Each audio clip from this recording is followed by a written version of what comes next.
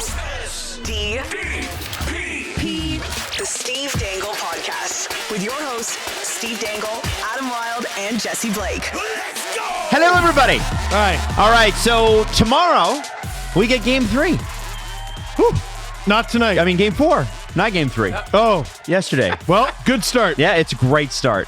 Steve and I are both a little groggy this morning, so I don't know. I'm bringing Steve into this. So the problem with taking the train down is I'm far more relaxed, but I'm almost too relaxed. Okay. I can never get into a deep sleep on the train, so I'm just in this state of bleh.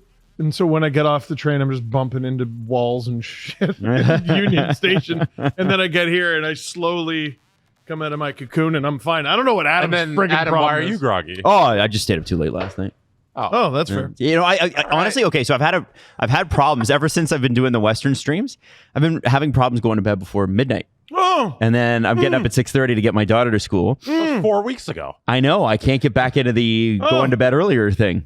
have you tried just going to bed earlier? That's the advice I always get that doesn't work. You I the never second give you that round advice. of the Edmonton series. No, right? I did the third round. No, Steve did. No, Steve did. You're right. Steve did the third round.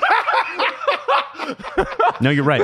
Yep, I still can't get out of it. East Coast. I did. on the No, third And I round. regret the hell out of taking the East Coast on the first round. But yeah, and honestly, I Adam, did one round of I know West Coast. I games. can't do it. Adam is lying. What do you mean? What do you mean? I'm He's lying. The reason he's tired is he stayed up all night. What did I Probably do? went to bed at maybe 2. Mhm.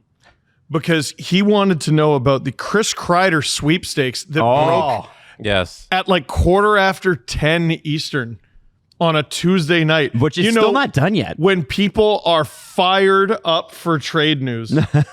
10 o'clock on a Tuesday. It was odd I'm timing. just gonna come out and say it. That could have waited. yeah, That could have waited. especially Chris Kreider.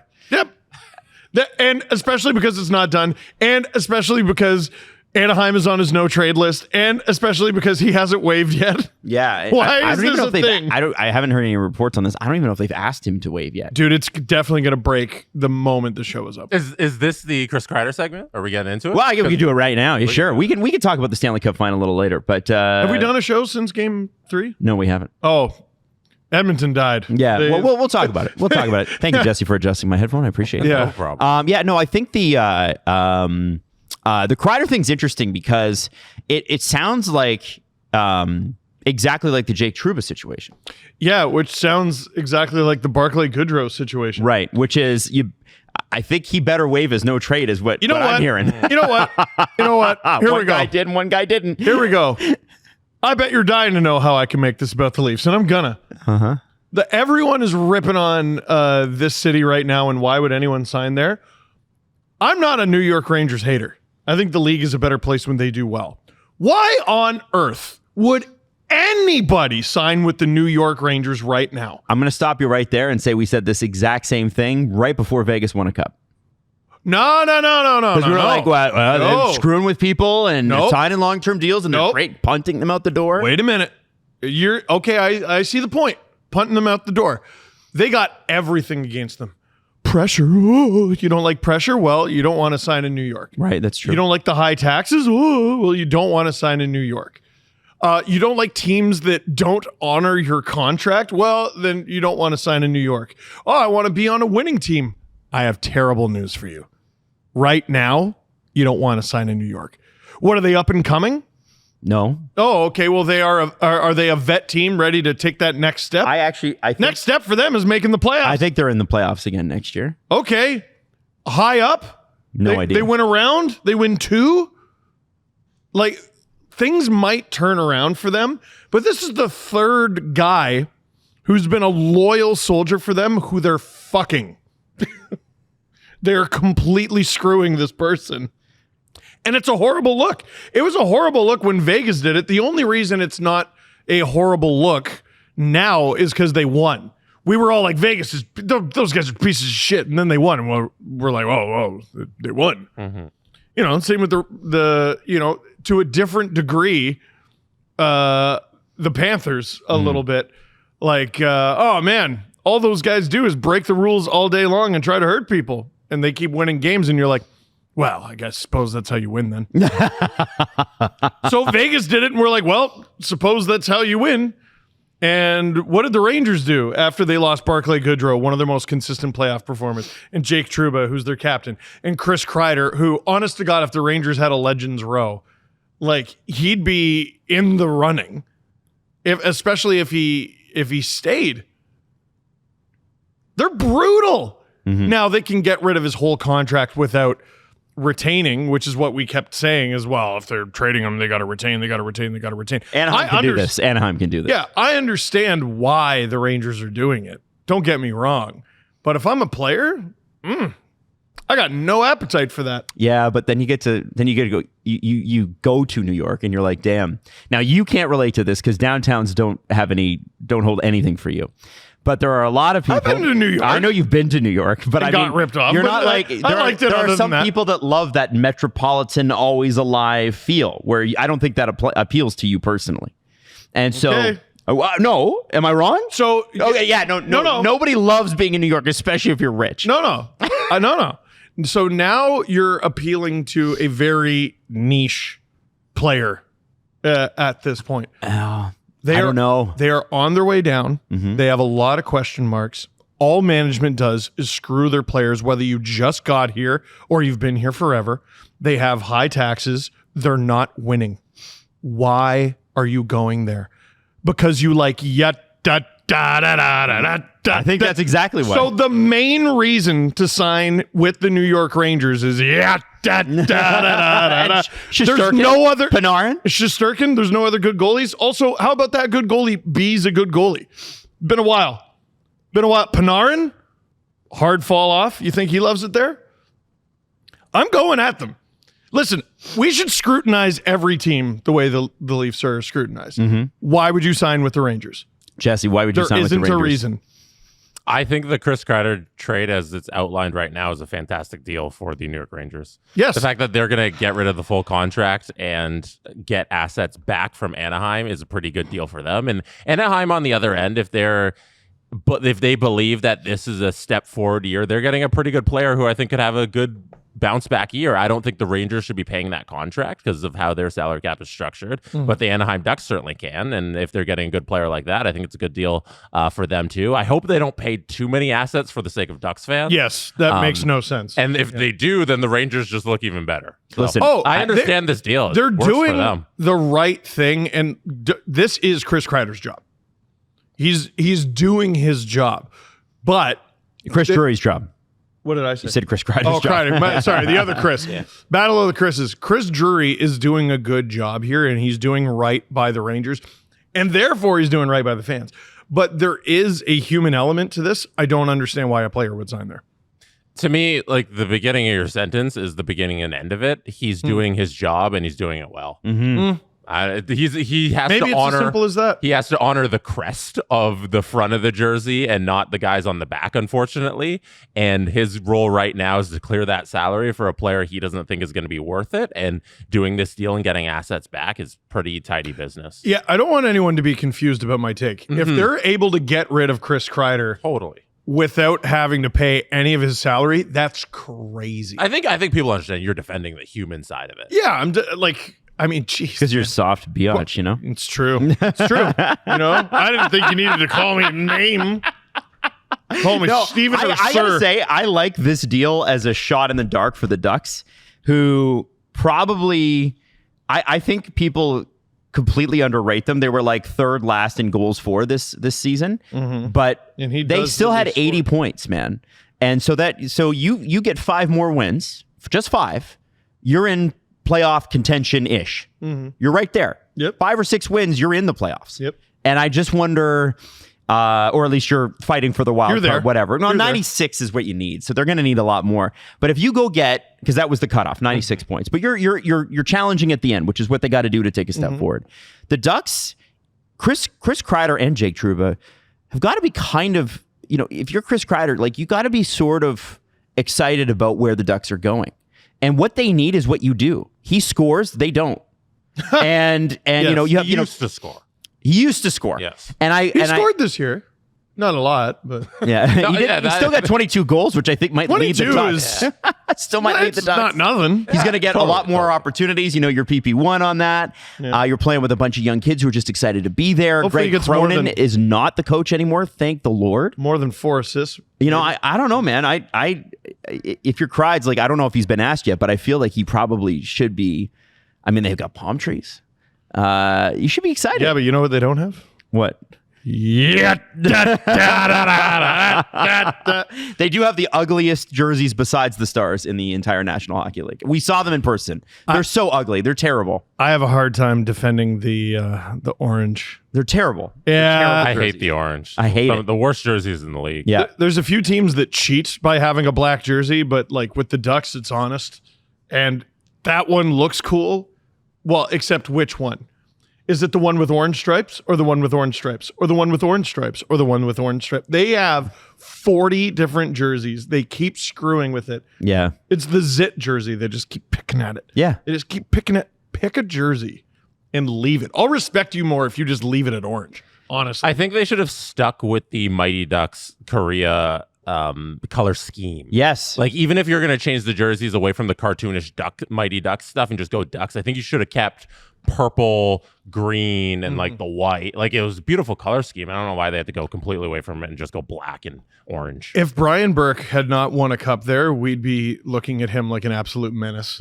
What did you do to that team? First of all, you took Mighty out of their name. Second of all, you just made them some generic team with black and a different colored accent, and that's your entire identity. Yeah. But they won, so who cares? They won, yeah. And just for context, Kreider's 22. It's a little goals when you're coming off 52 and then 39 and then 36 goals. Yes. He needs to score a little bit more back to that 30-goal pace. I don't 40-goal pace even. Oh, my God. I would love to see him get that. I don't think players as good as him forget how to play hockey. I think his body was broken, and if he recovers from that, he'll be on his way. How much medical information do you think the Ducks would have? Because I would want to know. Like, if he was coming to Toronto, we mused about that. If we could get 2 seasons ago Chris Kreider, he'd be a great ad. Yeah. He'd be incredible. I wanted the Leafs to do a deal like this. I think this could work out. How do I what kind of information are they going to give you? There's not yet an abundance of evidence Pat Verbeek knows what he's doing.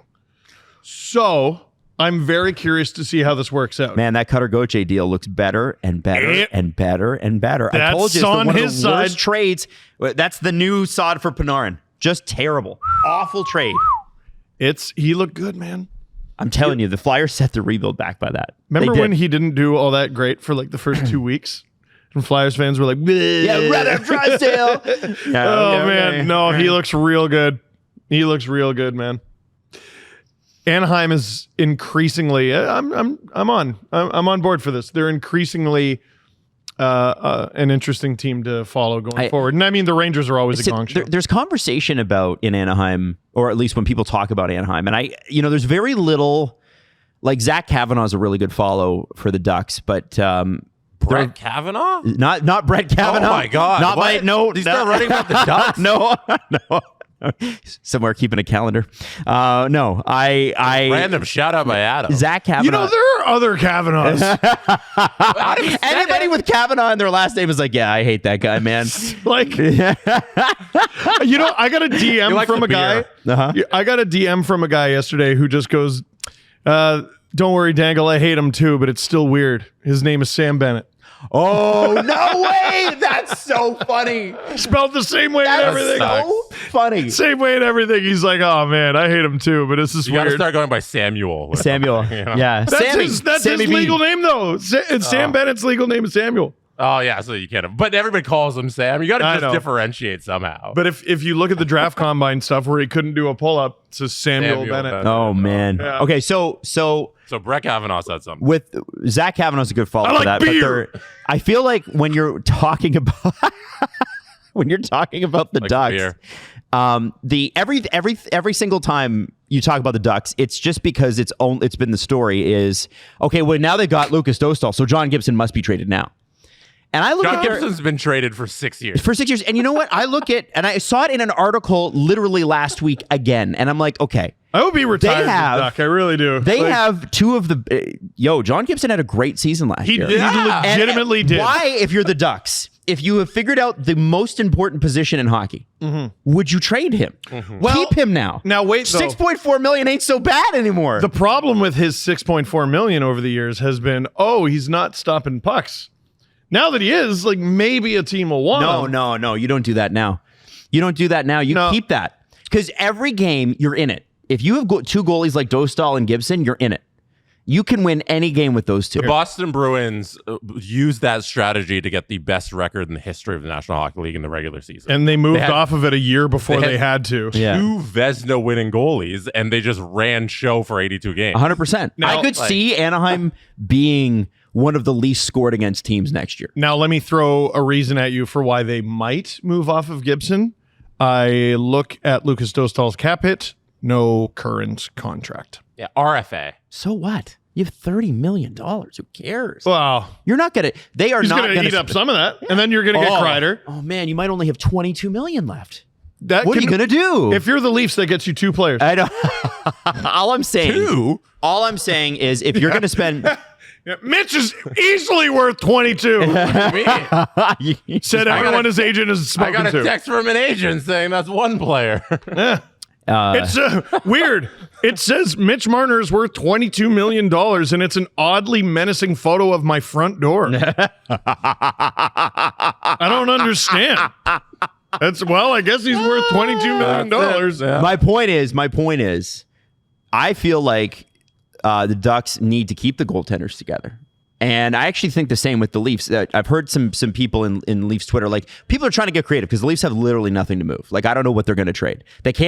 Apparently they can't sign any free agent. They've never signed a free agent ever. It's never happened, even though every year it does. Yep. I think it's just because this year's pool isn't that good. Right. There's a lot of guys you want. And again, I keep saying, guys, it's going to be a step back year. It's going to be a step back year. They're not going to trade for anybody at the deadline. It's a step back year. Can someone please adopt us? What they keep doing, though, is they'll go, what else could they move? If we're getting creative here. And one of the names that I've seen, I think Kevin Papetti brought it up, was Joseph Woll. And I was like, listen, I get why he's saying that. It totally makes sense in terms of what has value on your roster. But to me, goaltending is finally a strength here. This is Anthony Stoller's final year of his deal, and he's a UFA. Mm-hmm. You have a young goalie who's locked up to 4 more years. His contract doesn't kick in until next year, so it's 3.66, and that makes him super valuable. But I would say more valuable to the Leafs. I wouldn't do that. I would keep Stollers and Woll, whatever Stollers wants. Yes, and just because if you can figure that out, you got most of your problem solved in the worst NHL. Case scenario, Stollers walks. Yeah. And then whereas if you trade Woll, worst case scenario is Stollers walks, and then you're boned. Well, if you trade Woll now, Stoller's extension just went up $2 million a year. Yeah. Like, if you're him, why wouldn't you do that? You'd just be repeating a different version of what the Bruins did last year, which is why utter failure. I think the Ducks don't do that with Gibson. I think that they sign Dostal and they keep Gibson, and you keep both players in their happy place. Because here's what's going to happen. And we saw it with Stollers and Woll specifically in Toronto. You get injured. Yep. And, we lost Stollers for 6 weeks, 8 weeks, something like that. Woll was out for a chunk of time. The Leafs had to go to their... And they didn't... How many goalies did the Leafs use this year? 4? And they didn't have to rush them back. And I think... Yes. And with the Ducks, I think that's what's so cool is John Gibson's a vet. He's been around a long time. Dostal's a young guy. He's probably going to win a Vezina one day. And... I don't know, man. I'm fast. I love what the Ducks have done, especially since Cronin's gone. I think that they are really and truly going to be a very, very interesting team to watch. And I think I have them highly rated in terms of teams on the rise. I'm not saying they're going to make the playoffs, but I think they could do some serious damage. And I'm not talking about they're going to go get Mitch Marner. I don't think it's likely that Mitch signs with a place that didn't make the playoffs. I don't know. I don't know. Right? No, I mean that's what I think is. I think he wants to play with the winner. It depends on his motivations, which are a little murky right now. It might be just I want the highest paycheck, which could come from a place like Anaheim. Yeah. Oh, it will come from a place like Anaheim. It'll be Anaheim or San Jose. And when he reaches July 1st, maybe he looks at that and that's like $2 million more per season versus another place where he could potentially win. And you look at that and you say, maybe I'll take that over 7 years. Yeah. Can I tell you why every time Marner stuff comes up, I'm like, ugh. Every Christmas Eve, we used to go to my Nona's house. Mm. And every Christmas Eve, she would make an absolute feast of everything. The green soup, the Italian wedding soup, except it's not like the crap you get in a can. I've never had that. Don't get the stuff in a can. Oh, okay. It's thick Swiss chard. Oh, it's hearty. Makes you strong, like friggin' Popeye. Soulfish. You get the bacala. you get the shrimps, the spicy potatoes, everything. And I used to skip lunch. That was the only day where, as a little kid, I would skip any meal. Look at me. I didn't skip a ton of meals in my life. But I would skip a meal because I know later on we're eating good. That's why I don't feel like talking about Marner on June 11th. Right. Well, we're eating good. I know. I still think it's worth bringing up. Oh, absolutely. Especially because in the context of we're talking about the Ducks. Of course. But I do think it's interesting. Dom Lucian actually put together a really interesting article about Mitch's next deal.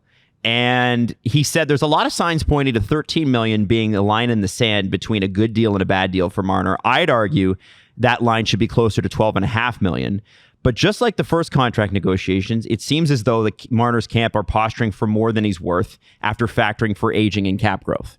He said, credit where it's due. Marner camp is using all the leverage he has to get one of the NHL's richest contracts, and all the power to him if he gets it. If Marner's top priority is securing the bag above all else, the camp is doing a fantastic job negotiating through the media, anchoring and conditioning the public to a huge number that will likely make the quest successful. That's the smartest part of the quote. It would not be shock, he said, or paint what's actually a fair quote-unquote discount to reframe the Marner narrative. Meaning, if you throw all these numbers out there and he signs for less, then he's taking a discount. If he signs for, like, it's getting to the point where if he signs Mikko Rantanen's contract, it's like, oh, he signed for less. Right. Well, 12 and a half per. One more short couple of sentences here.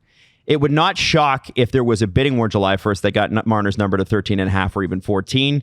It should be noted, too, that 13.5 is in line with what Artemi Panarin's percentage of cap hit was 6 years ago. So that's interesting. He's going to get more than Austin. He's going to get what he wanted in 2019. More than Austin.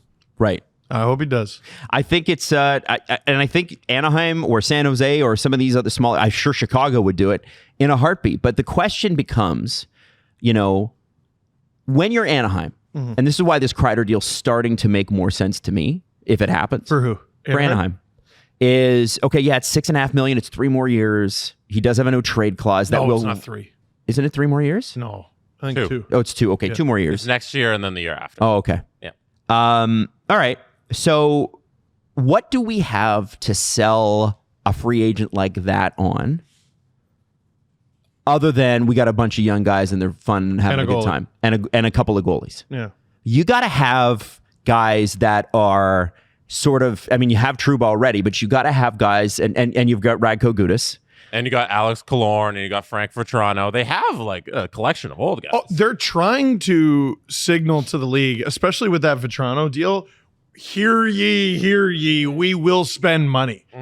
Like there was, why are the Ducks signing a deferred salary contract? When was the last time they were at the cap? Like what was the reason for that? We'll spend money. All right. And what do you want? And that what do you need? We got it. Not just now, but later. Yes. Deferred money. Yeah. You want money now? We got you. So you want money later? We got you. And there's reports, I think James Myrtle was saying that Florida is apparently high on the Marner camp's list, but we're not sure how that would get done. And clearly the Florida Panthers were campaigning to get him after the Leafs lost. I mean, that's all those press conferences. We've said it time and again. And it's a smart move on their part. It's like if Kevin Durant stunk. My question would be... Jeez. My question would be... I don't think Marner stinks. He doesn't stink, dude. I think my question will be, these teams, Florida, Vegas, Dallas, certain time of years. those guys, if you don't perform in the playoffs, it's maybe not the media pressure from the outside, maybe not the same fan pressure from the outside, but from the inside, those teams are traditionally far less forgiving of people who don't perform in the playoffs. And so... I think there's a consideration there. I think the reality is go where no one cares. It's important. But even so, Steve, it is like legitimately important. If you to don't his future perform well success. in the playoffs in Vegas, you are gone. Oh yeah, You're gone. So go where winning doesn't matter. Right. I don't know. I think Sam Bennett seems to have played Mitch Marner out of a potential Florida contract. Yeah, they can't let him go. They're just going to give him anything now because it'd be too ridiculous to let him walk. And at that point, there's kind of not enough money for Marner. Yeah. So I feel like the Florida thing, it made sense a couple of weeks ago when they were eliminated. It wasn't so sure that Bennett would be back. But now it seems like he has to be back, so there isn't kind of money for him. Let me ask a totally unfair question. You have to win one hockey game or you die. Some sort of evil monster from space kills you. You want a guy... Gun to the earth. Gun to the earth. Yeah. You want Andre Iguodala. Do you want a guy who got like a little over 100 points in the regular season? Or do you want a guy who got you like 51 in the regular season? You want the 100-point guy on paper, but then you look at the names and you want Sam Bennett. Damn, that's crazy because Bennett has more goals in this run than Marner has ever gotten. Yes. And we all know that. We know that. I know, yeah. no, I know. But it's a fascinating conversation because all I ever hear when it comes to replacing this player is, well, he's good. The argument is not that he's not good. The argument is, well, when it matters, he hasn't been. That is objectively, provably and true. And he's not the only one, but he's the one who's out of contract. Yes, exactly. And bringing him back for a raise is unjustifiable. Well, it's also not an option. It's also we're not discussing that because it's never been on the table. It's not an option. He doesn't want to be here. Has not had any desire to return to Toronto, and I think it's about, hey, where's the next spot for him? So I think I wonder why. I think if he ever, listen, we have to be open to the possibility that he does. And I think if he does, something has not gone their camp's way in free agency. I do feel like that. I don't think they're going to Taylor Hall this. No, what I mean is it will be like, oh, we're not getting the $14 million deals. Do you want to sign $12 million here, or you can sign $12 million and $12.5 million, whatever you want in Toronto, and you get to play with Austin? I don't know. I think that's the only sort of circumstance where that changes. Because again, until you get to July 1st, and again, I know everybody's got cap space. Yeah. I know everybody wants this player. It's not likely, but I'm saying that the only way he likely comes back is under that scenario. He's the belle of the ball. He's gonna make. Oh no, I'm acknowledging that. Oh yeah. I'm just saying I want you to understand. Anybody who's in the run it back camp, it isn't gonna happen. It's literally not gonna happen. No. Now. The other team that I'm kind of watching a little bit, guys, is Los Angeles. Ken Holland was offered the Islanders GM job, and then he was offered the LA job. And the reason he took the LA job is because he wants a cup, and he probably wants to beat Edmonton. And apparently he is, they are a low-key sleeper for Marner and for a whole bunch of other things. They have a lot more to deal from in terms of prospect capital, young players, and even some veteran guys. Marner Byfield would be psycho. Devastating. Yeah. Can you imagine a scenario where you've got Anze Kopitar on one line taking defensive matchups and Mitch doesn't have to on the next? Or he can, but or you need a defensive matchup and you put Kopitar and Marner out there. I think you need to take the burden off of Kopitar, because Kopitar. Well, that's why you have Danault, maybe. Yeah, they're getting old. They're both getting Danault's old. 32, man. How old is Danault? Really 32? Yes. You're lying. I'm not. You are lying to me. Phil. That guy has been in the league for 40 years. Yeah, Phil Danault is 32. February 24th, 1993. He was a Blackhawk, and I couldn't even tell you what year. Yeah. Are you serious? I'm serious. He's getting old. Yeah. Well, I wonder if a guy like that. I can't believe that. Wow. Because the cap things is a thing in LA. I wonder if Phil Danault, Jonas Siegel sort of mentioned it, but I wonder if Phil Danault becomes available. Do they move him and, make space? Because they probably need a little bit more scoring. I mean, is it the most efficient contract you can have right now? Danault's $5.5 million. I mean, he only had 8 goals last year. I'm not saying it's bad or he's bad. It just doesn't fit the Kings anymore. Right. I'm not sure it does. And his first couple of years there, he was a 21, 22 goal scorer. Yeah, that's how these contracts work. It's funny. We with these contracts, we just have wild recency bias. It's signed and people go, it's a good deal, it's a bad deal. Shoots the lights out first year of the deal. Oh, see? Last year of the deal, he's a little long in the tooth. He doesn't perform so well. Oh, see? It's, I don't know, there's a little something in the middle. Right. That's on, if you sign someone to term, especially someone who at his time, I guess, would have been in his late 20s. If you sign someone to term, the odds of them looking worth it at the end of their deal, I got to tell you, it's not good. Well, and that's the problem with UFA signing. And I have to say, for as far as free agent signings go, John Tavares is just about one of the best ever. In terms of what his production stayed pretty much, he's within 10 points of his career average every year. I know the problem, 11, especially with the cap the way it was I think impossible to live up to. He would have had to have his first season every season for that contract to truly be worth it. He didn't perform up to 11 mil. In his last couple of years? The first year he absolutely did. The other 6, no. No. Okay. And that's not even saying he's bad. It's just the way the league was structured back then and the way it worked out because of COVID. You have to be a top 5 player in the league every year to be even... And he wasn't. To be worth 11. And so it worked out about as well as it could have and still not worth it. Right. That's a UFA. So I wonder, though... And teams offered him more. Because there are rumors this morning that I think it was James, actually. James has just been dropping bombs, but that Matt Nyes and John Tavares' extensions could be done by next week. Yes. Content Christmas. Give it to me. They've been too quiet. Yes, they have. I'm like, please, can I have a Steven Lorentz extension? So, when you're signing to, what's interesting with Tavares is, they did the Chris Tanev deal. Chris Tanev is signed, if you don't know, until he's 42. And he's going to play the whole thing. Yeah. Could you do a 6-year deal at $4 million or $4.5 million for Tavares? I mean, that would be insanely good.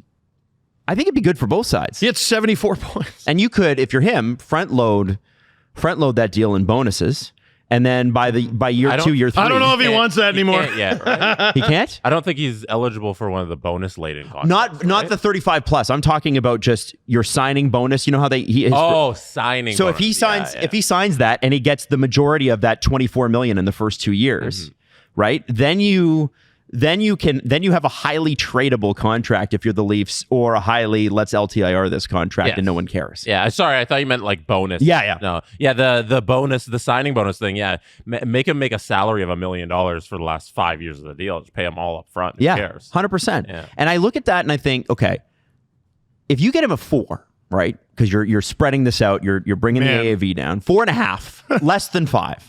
If you're able to do that, it's like the anti-Marner. His number keeps going down somehow. You've now put him in an area where it's okay to have him as the third line center. Of course. And I think that's the best case scenario for the Leafs. And I think bringing a guy like that back, I know it annoys people. I know like Jeff O'Neill, for instance, like hates the idea. But here's a guy that actually wants to be here. And since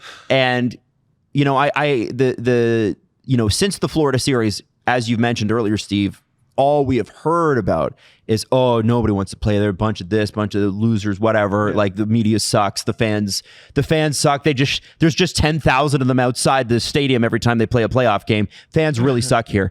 I think bringing 20,000 Panthers fans threw a beer last game. 20,000? 20,000. Somebody, every fan in the building threw. Stop. Somebody was like, beer. Panthers fans. I'm like, stop it. Come on.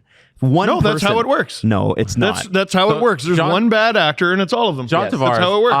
I'm in the same camp of like, don't bring back John Tavares, because I think you need to change up the mix as much as possible. And he's such an important piece in this lineup. And running him as your 2C hasn't worked. Yes, we've seen the entire time he's been here, it doesn't work. I think you're benefiting in your team construction by not bringing back Mitch or John and just having a whole bunch of different group of guys. But the number is becoming so good that it only makes sense to do it. And I don't think him wanting to be a Toronto Maple Leaf, I'm leaving that outside of the decision making on whether you should bring him back or not. Because like Steve, you want to play for the Toronto Maple Leafs too.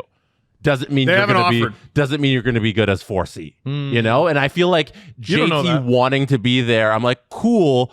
But you had so many chances to get it done. I don't care how badly you want to play here. You should have won one of these series. But it makes too much sense for a $4 million guy who had 80 points last year, has the potential to score 40 still the next couple seasons. That just makes too much sense that you have to do it no matter how the last couple years went. Yeah, and if he's not core 4 John, he's just John. Exactly. And you have him, hey, we got this Easton Cowan kid we're going to throw on the third line. Let's it's mentor not him. core 4 at that number. Yes. It's something different. Yeah. And that, to me, is going in the camp of changing the mix a little. A $4 million player is not part of your core. Exactly. We're getting both. At that point, you're getting both. You're getting a change of mix and a guy who's not in the core 4, and you're bringing him back. Yes. So it's good that at that number, it makes total sense. If he comes back, 4 or 5. Yeah. Anything above that, I'm starting to get a little antsy. Well, if he comes back, it sounds like he's coming back for less than half, potentially as like close to a third. Just because he wants to be here so bad. It's ridiculous. Like if Marchand's going to get 8, that's what they're saying in free agent. He's going to get 8. And the Leafs are going to be in on that. Marchand's going to get $8 million at 37. Tavares would be worth 6 or 7. I don't want JT at 7. I don't either. That's too much. If he went 4, purely, if he was purely going to the highest bidder, he's absolutely worth that much. But it doesn't sound like he is. No, it's a ridiculous contract. Now, Tyler Bertuzzi is a name that comes up for Chicago Blackhawks fans. I don't know how real this is, but Chicago Blackhawks fans want this man bought out. I haven't even done the bio calculator, but that is a guy who would have rather signed anywhere else other than Toronto. But July 2nd happened. The musical chairs stopped, and Tyler Bertuzzi became a Toronto Maple Leaf on a 1-year deal because he had nowhere else to go. And was beloved here.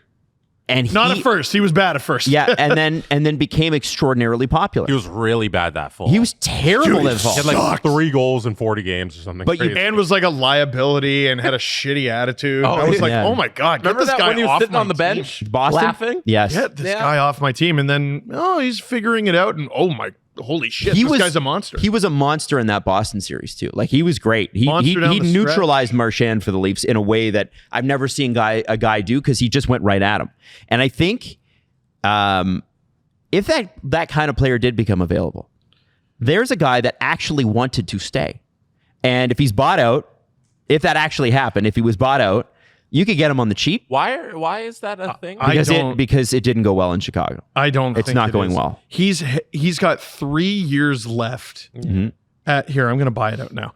3 years left at 5.5. Like Which the is Blackhawks that's a lot of money. Have aspirations of being good eventually, right? So the you're going to be saddled with a cap hit for 1, 2, 3, 4, 5, 6. And then it probably continues beyond that. Like, dude, this sucks. It's $3.72 million next year, 2.9 the year after, 2.5 the year after, 1.2, 1.2, 1.2. Why are they doing this?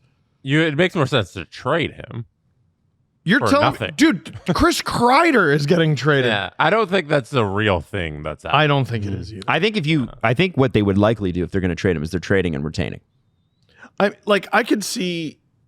Does this make sense? Oh, no. The answer is no. Okay. Well, yeah. I don't think that the Chicago Blackhawks have enough established star players. Take of the century, I know. For a guy like Bertuzzi to do well. I don't think he's not a play driver. Yeah, it's a 6-year buyout. I'm just saying. And how much per year? It varies. 3.72, 2.9, 2.5, 1.2, 1.2. You'd rather just have a bad player on your team.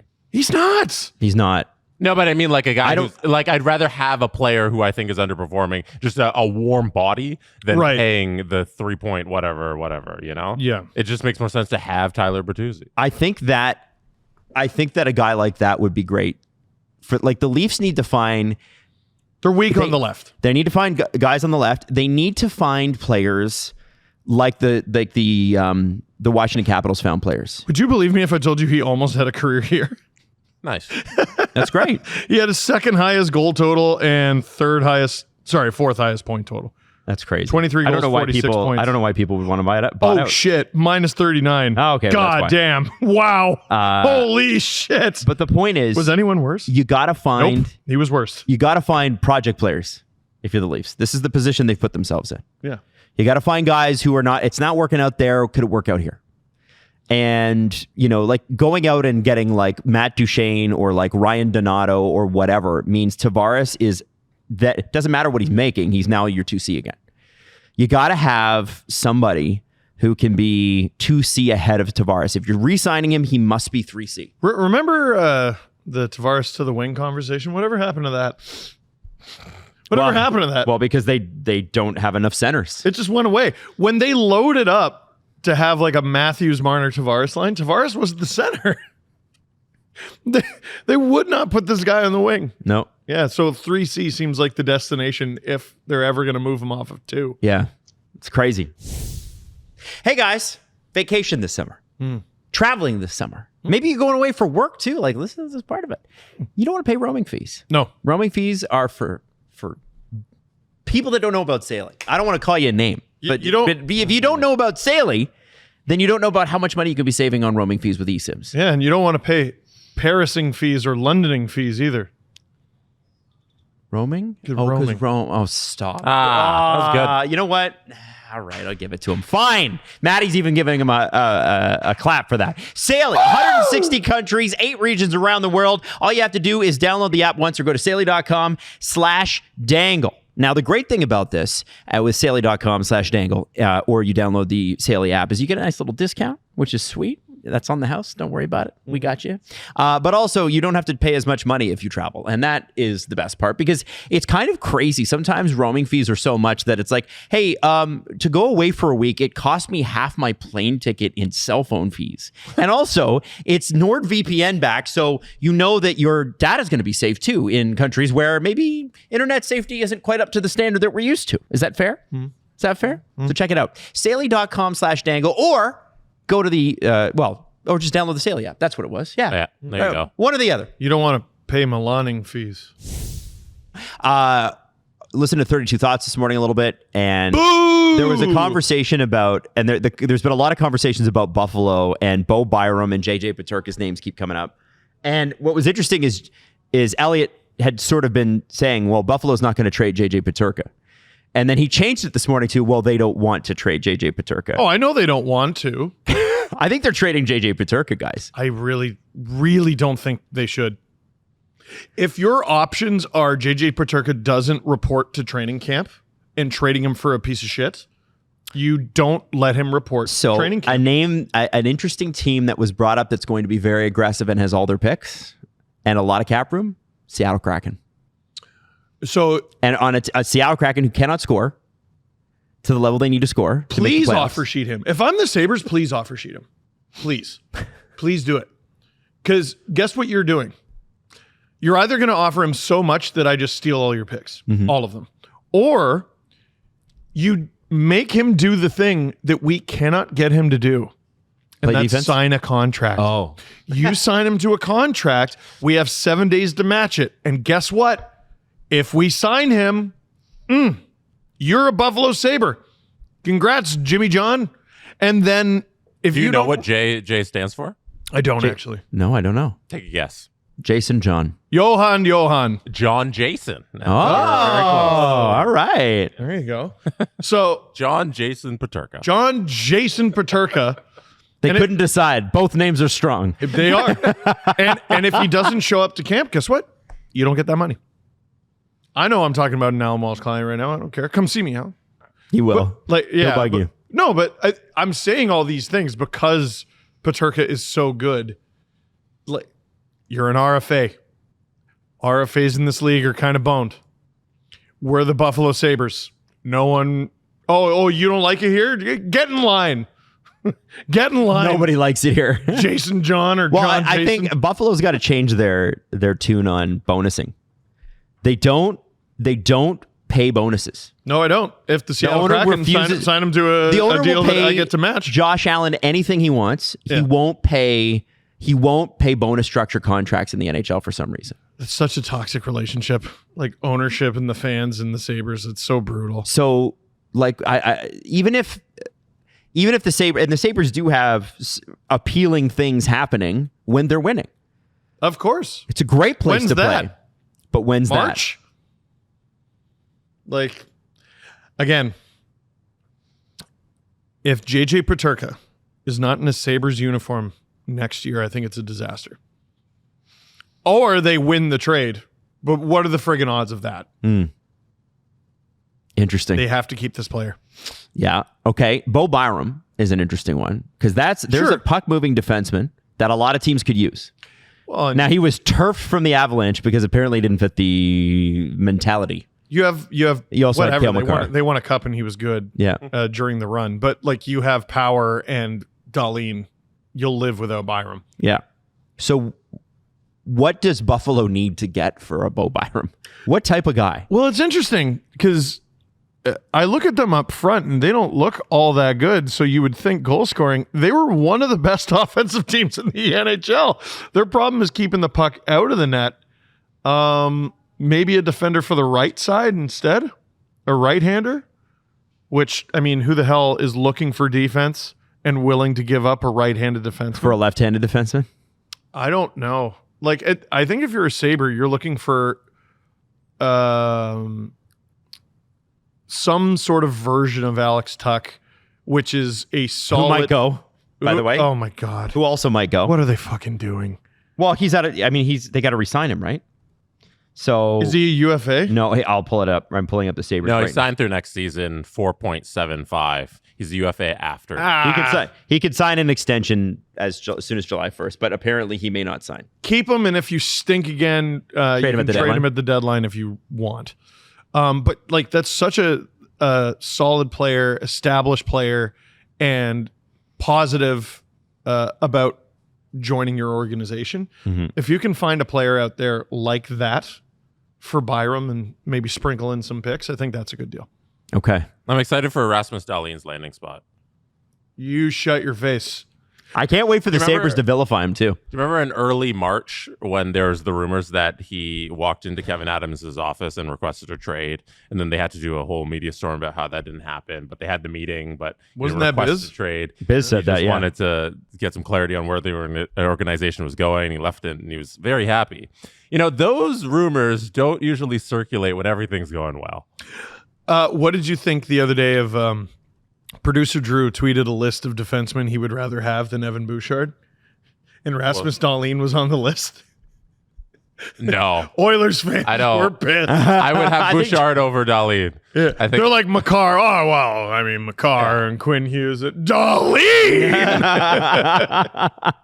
The list is a very short list. Yeah, he's a great defenseman. Yeah. I got to pull this up.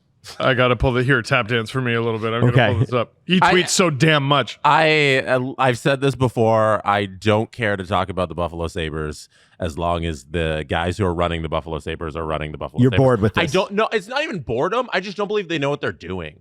So it's like, hey, the tire fire is still burning.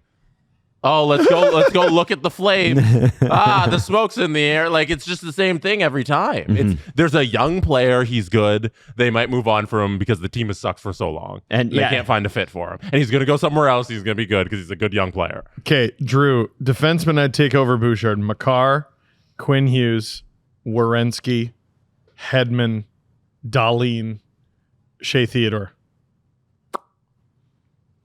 You got a good argument with Werenski.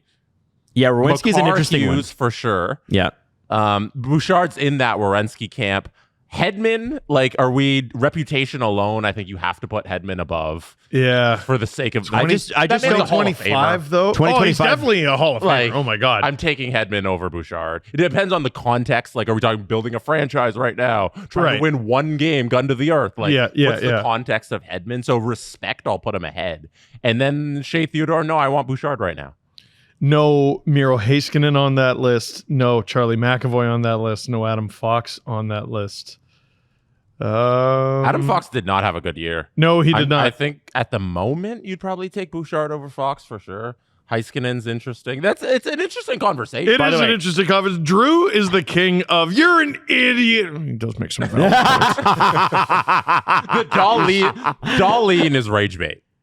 I'll tell him that. Well, and he could have put him last, but he didn't. Yeah, no. Darlene's 100% you want Bouchard every day of the week. Sneak Darlene in there and Shea Theodore. But I think Darlene's in that tier. It's just you have Bouchard ahead of him in that tier. We'll never know until he's on a team that's relevant. Yes. That's the thing.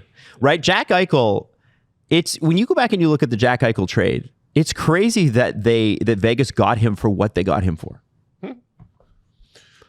Like it's not a good trade.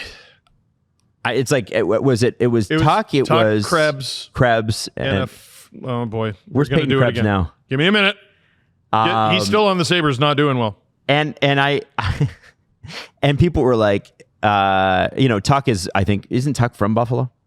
Rochester, yeah. So he was excited to be there. It's Eichel. Oh, let me just pull it up again. Yeah, traded from the Buffalo Sabres with a conditional 3rd round pick in 2023 that was used to select Mathieu Cataford to the Vegas Golden Knights for Peyton Krebs, Alex Tuck, and a conditional 1st round pick in 2022 that was used to select Noah Ostland, 16th overall, and Riley Height, who we've been through this, is a Minnesota Wild pick. So now I have to go down and do the whole trade. Yeah, you don't need to do that. I'm not doing that. My point is that Jack Eichel was had for very little because of the neck injury. Yes. And, I think in retrospect, that is the trade. And it was one of the first things Kevin Adams did, right? It was within his first couple years. That is the trade that wrecked the Kevin Adams era in Buffalo.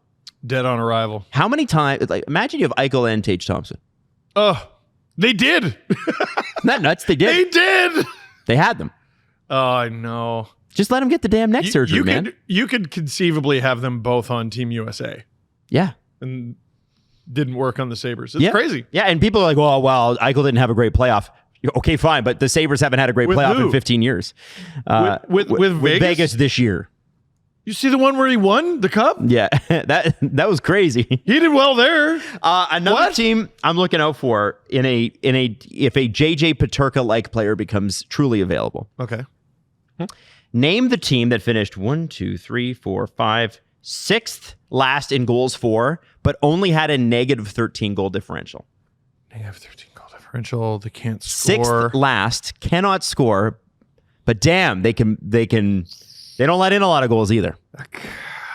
See, this is a reputation pick, but that kind of sounds like Minnesota. Calgary. Minnesota they're like dead last. Minnesota is a little ahead of Calgary, but you're right, Jesse. That's the Calgary Flames. No way. And so really? Yeah, Minnesota. I remember Justin Wolf stood on his head for all season. Yes, Minnesota had 3 more goals than the Flames, so Minnesota might be in this too. But Calgary Flames had 225 goals, which is like 6th or 7th last.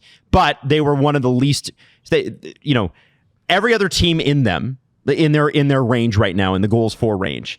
San Jose Sharks, negative 105 goal differential. Right. Predators, negative 60. Ducks, negative 42. Bruins, negative 50.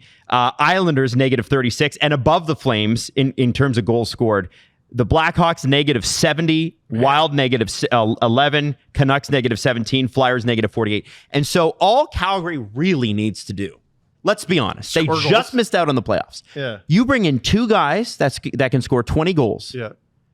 And all of a sudden, you're in the plus 20 to 25 range, which puts you where the Devils were, or puts you where the St. Louis Blues were, or puts you where the Edmonton Oilers were. You're not quite going to be the Edmonton Oilers, but we're talking about just goal differential. Carolina Hurricanes were plus 33. Calgary has a real opportunity here to just go get a couple of mid-range goal scorers and make it happen. And also just age gracefully. You need Kadri and Huberdeau to be... Well, there's that. But I'm talking about a guy like Matt Coronado. The young guy's aging up. I love him. Yeah, Connor Zary. That's what I mean. Go get the 2 guys and let the other guys age up. I think they should be all over Marco Rossi. That's an interesting one. Yeah. I don't know if they're into smaller... I don't know what Craig Conroy's really into. I don't know what the Flames want either. They couldn't find a use for Sam Bennett. Well, that was the coach. Coach didn't like him. Because the owner really liked the coach, and the GM didn't like the coach, and the players didn't like the coach. And the green grass grew all around, and that's wow, that's quite a bit. Interesting. By the way, Buffalo Sabres, 269 goals, which is a full 40 more than the Flames. 289 allowed. They scored so many goals. Now, I would be curious to know, like, the context of the goals. Like, how many goals did they score down 3? You know what I mean? I don't have those stats readily available. No, of course not. But they're literally one of the best offensive teams in the league. How many goals were scored after the trade deadline when they were well and truly out of it? Great question. That's always a key too, right? We went on a run late last season. Yeah, you throw that in the trash. No one cares. How many backup goalies did they face? Yeah. How many third and fourth goalies did you face? How many? They got, I think, at least 2 Dennis Hildeby starts. You need out of the Leafs. You need to basically solve 200 and what was it? Where was it? 289 goals. Most playoff teams are in and around 230, 240. So you got to cut 60 goals against. Oh my God. Ukko-Pekka Luukkonen has to return to form. And you're relying on Lindy Ruff to connect with all these young guys and put this together. I don't know, man. It's a tall order in Buffalo. Tall order in Buffalo. Now, the other guy's name that's out there, guys, is Jason Robertson. I thought you were going to say James Reimer. I'm like, is that James a name Reimer is a UFA. So I guess what are you talking about? His name would be out there. But no, I'm talking about Jason Robertson. And there is more reports every day about Jason Robertson potentially not being back with Dallas next year. Because maybe Mitch Marner. Maybe that's an option. Maybe they want Mitch Marner. Because I'm not... Listen, you guys... Dallas getting Rantanen and Marner would be legitimately very funny. Jim Nill already wins GM of the year, basically. But they'd also be building their team the same way the Leafs did. All right, we're going to build how all contenders build, up the right wing. Jason Robertson, though, is a really interesting guy. This is a 40-goal scoring guy. This is a guy that probably could get you some good prospects or picks. So refill some of the picks that you gave up for Rantanen. Allows you to sign Maverick Bourque without having him stolen from you. It is interesting. I mean, if you're Dallas... I don't know where he goes. I don't know. Like, there'd be a lineup of teams that would want him, but you're going to need Dallas, it's interesting. In normal circumstances, Jason Robertson should be a king's ransom. But if you're trying to move him before July 1st so you can sign a guy like Marner, well, then all of a sudden maybe the price is down a little bit because you want to get the deal done so you can get Marner. And let's look at the complexion of the league. Okay. The Lightning make the Cup Final 3 years in a row. And they won the President's Trophy the year before that.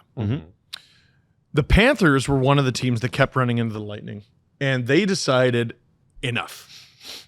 We are changing our DNA legitimately. And it wasn't just, okay, we're trading Huberdeau for Tkachuk and Weegar, and there's unique circumstances there, and you can't hope to replicate that, yada, yada, yada.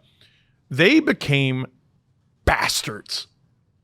Absolute bastards. They found themselves in the Eastern Conference, and specifically in the Atlantic Division, as also-rans. They found themselves like, okay, if you're the second best team in the East even, does it matter if you're always going to finish second? It doesn't matter. It does not matter, right? So I think there's teams in the East right now. Carolina should be one of them. The Leafs are definitely one of them, going, we're good. We're very good even. We're not good enough. We stay this way. The only way we improve is by pure luck. We got to do something. Out West, I mean, LA is an enormous candidate. You lose 4 straight to the Oilers. And you got a new general manager who is motivated. I wonder about Dallas, who is clearly, legitimately a very, very good team. Undeniably top 10. I think in most conversations, top 5. Maybe even top 3. You're an also-ran. You keep running into the Oilers, and they keep patting you on your supple bottom. What are you going to do about it? Do you run it back with the same crew? Jason Robertson will be, by the way, a UFA. He makes $7.75 million. He will be an RFA, and then a UFA 2 seasons from now. And I wonder, okay, let me ask you That's a guys really this. interesting future contract. If Robertson, who I had 35 goals last year, any team would want that. And an injury that hampered his playoff. Yeah. Ended strong. He has no trade protection, nothing. Can trade it anywhere. If Dallas's thing is we need more puck movement on the back end, does a trade with Buffalo for Bo Byram make sense? Plus. I feel like the Dallas Stars are doing the right thing if they're moving on from Jason Robertson, because I think they are smart in their team building strategy. And because, like, as you outlined, Jason Robertson's due for a new contract, they're going to have to pay him a lot of money, and there's not enough cap space available for them to do that. Like, they're up against the cap right now. I think they only have like $4 million available to them currently, and they still need to fill out their roster. And that's another, what are we expecting him to get? 9? So he's going to get some sort of raise on this deal. And if you don't think like he's going to be this high-end performer who's one of the best in the league, like he's not worth that contract, and you're better off just spreading that money around. And Bo Byram's interesting, but I feel like they would just take the prospect capital and the free money and use that to just spread out through their roster. And I feel like they're too smart to sign a guy like Mitch Marner, because then you're just building the Leafs where you got a bunch of high-end talent stacked up on the right to a bunch of cap, and then what else you can do with the rest of your lineup? You're signing Marner to be, if like Dallas, you're signing him to be your second line right winger, right wing. Yeah. Like that's also a thing with William Nylander is like, okay, he's making 11.5. He performed extremely well. He was on their second line. Yeah. So you're building the Leafs? Exactly. They're a wonkily, weirdly built team. You saying Jason Robertson to Buffalo? Oh, did that scratched the itch? Did it? In my brain. I just thought. I listen. I have nothing on this, but I'm just asking. Buffalo needs talent like that makes a lot of sense. Buffalo needs talent, and doesn't help their a player doesn't with help no their trade goals against protection. issue, but no. But if you're scoring more, that's good. Your identity is you score a lot. Maybe that's it. Byram, and for all of Buffalo's flaws, they have a ton of picks and a ton of prospects. Byram and a combination of those guys for Jason Robertson. Oh, you scratch the itch, Adam. You like that? You scratch the itch. I like that a lot. That's real interesting. Now, the one problem I would say there that doesn't really fix anything is the problem for Dallas is their right side. I believe Byram's played a bunch of right, but he's a lefty. Yeah, but I think he's a better option than, say, Matt Dumba. Of course. Well, and Heiskanen, all playoffs after he came back, I think was on the right side. Well, and they're going to need to drop a Dumba or Labushkin. I don't know if Dumba's up, but Labushkin or something like that. They're going to have to figure out a better way to spend that both money. those guys are still signed. Boucheleau? Maybe he goes back to Buffalo. Before. He was there before. Absolutely. Does he have any trade protection? Oh, Adam, you're cooking with gas. We got to get a little fun Oh, here. you're cooking with gas. Jason I like Robertson is the perfect trade candidate. Like, I feel like so many teams are after just exactly what he is and what he can provide. And Dallas right now doesn't need him and his next contract. Yeah. They're a good team, and they can fill out this team without him. Well, it makes sense. Adam Wild. Cooking with gas. It would be interesting. And what a get it would be for Buffalo. And if you have to move on for Peterka because he won't sign, well, there's your replacement. You do not? Just feeling like maybe, or Tuck or whoever else, right? You know what I'd be doing all summer if I was Kevin Adams? Alan, I'm so sorry. I'd be hanging up on Alan Walsh. I want to get traded. Oh, you do? That's terrible. Oh. You're an RFA and it's the NHL. I'm not doing nothing you want. Sign here or frig off. Right. Okay. Oh, you can't frig off. You're an RFA. Anyway, here's your Sabres uniform. We changed your number too, just to screw with you. Oh, look at this. Somebody at SDPN wrote a book. Oh, Adam, that's old news though, isn't it? Yeah. Julian McKenzie. What? Black Aces. Essential Stories from Hockey's Black Trailblazers by Julian McKenzie. It is out this fall. Includes conversations from Jerome McGinley, Grant Fuhr, Sarah Nurse, PK Subban, George Larocque, Anson Carter, Blake Bolden, and more. And he talks to Hall of Famers, gold medalists, world champions, Stanley Cup heroes, completing his modern portrait of kind of black hockey players and black hockey history. And I think this is a book that's long overdue. They let someone else at SDPN write a book? They did. I don't get it. They did. Yeah. So look out for Black Aces, Essential Stories from Hockey's Trailblazers by Julian McKenzie, guy that we know and love, coming out this. Actually, it's you can pre-order it now. It's actually out February 3rd, 2026, right before the Olympics. I've already pre-ordered it. You should too. Another team that has emerged in the. There's two teams that other teams that have potentially emerged in the Marner sweepstakes: Columbus and New Jersey. How do you think Mitch Marner would react to the idea of playing for Sheldon Keefe again? Well, because I don't think they didn't like each other. Can I ask a shitty question? Yeah. What do you think would make him happy? Mitch? Yeah. I have no idea. I don't know. I think he wants to win. So I would think New Jersey would be the better pick, but Columbus got close to the playoffs.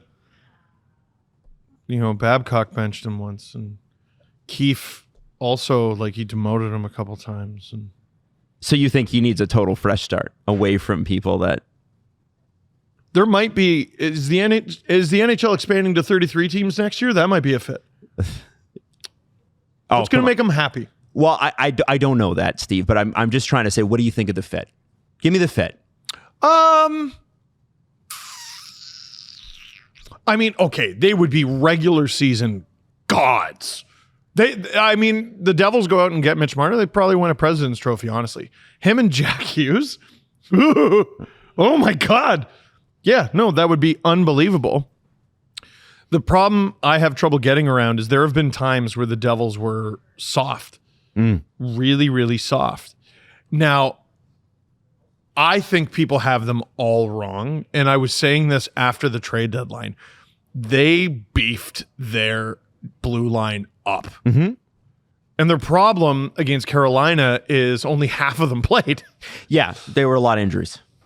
The Devils, and they have some guys to sign, so that situation gets a little wonky. But I think the Devils with a fully healthy decor are a nasty piece of work. I wonder if the Devils look at, the Leaf fans are looking at, man, if we just beat Florida that fourth game, you go against Carolina and blah, blah, blah. I wonder if the Devils look at that and go, shit. All of our guys were out. If we had beaten Carolina, there's a path to the finals. No, they're not a bad team. They are not a bad team. What happened to them is very obvious. Their best forward got hurt. Their best defender got hurt. And then some more guys got hurt. I don't know. At a certain point, what are you supposed to do? Do you think you can beat Carolina? I give them a pass this year. Do you think you can beat Carolina? Well, yeah, I think it's going to be a tight series. Okay, do you think you can beat Carolina with half your roster? Probably not. No. I don't. Could the Panthers do that? Oh, okay. We're going to take out your top six and replace it with Charlotte Checkers. Here's Jesse Puljujarvi on PK and Power Play 1. No, it'd be hard. It's the NHL. I'm bullish on the Devils. Jess, with or without Mitch. What do you think about that fit there with New Jersey or Columbus? Because Columbus was obviously real hot on Marner last time. I think the Devils have a space on the right side for Mitch Marner. No offense to Stefan Nason, but they can move him down, and Mitch would fit perfectly in that lineup. He'd probably played with Hischier. Do you think on he would take second one? I assume you'd have him on that second line. It'd look really good. And Mitch Hischier PK1. You're not scoring. Yeah, if you keep the Hughes and Meyer combination together on the first line, and then you go Hischier, Marner, and you keep Nason and then you move Nason down. You also got Andre Palat, which isn't looking like the best contract. No, still it's a couple not. more years at $6 million. There's a guy I'd love on the Leafs just for the playoffs. Wow. Yeah. I mean, time catches up with everyone. I know. Right? Yeah. That guy. It's like Blake Coleman in Calgary. Same thing. He's putting in good years. Yeah. But if you're not making the playoffs with Blake Coleman, why do you have him? No, New Jersey got Palat floored it. 2 years too late. Yeah. Palat's I love played Palat. Oh my God. well over 100 playoff games, and he hasn't played more than 10 in how long? Mm-hmm. I think Marner fits in New Jersey. I wonder about their cap structure. They only have $12 million in projected space right now, according to Puckpedia, which isn't a lot because they still have some guys to re-sign. So I wonder how they get it done at a number that Marner would want. So I think there would be some maneuvering with this lineup in order get Marner, because like right now that's not one of the teams that jumps out to me as a fit. Because no, they need Snarl. The teams that we're going out with, or like looking at like who could Marner sign with, they have a ton of cap space. Yeah. They need something on their right side. New Jersey doesn't jump out to me. So you don't necessarily lack what Marner brings, though. You know what I mean? Like not everyone has players who can do what he does. You do, though. So you got to go out and get bastards.